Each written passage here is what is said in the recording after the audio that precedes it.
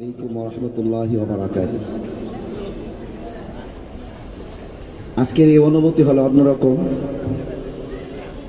আল্লামা কাসিমি রহমতুল্লাহি আলাইহি,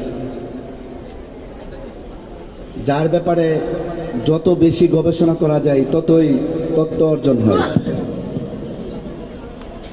হুজুরকে নিয়ে আমি একটি পুস্তিকাতে কাজ করেছিলাম, অজানা কাহিনী।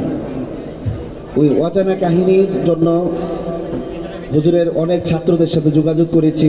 প্রায় 500-600 ছাত্র মুহিব্বিনদের সাথে যোগাযোগ করেছিলাম।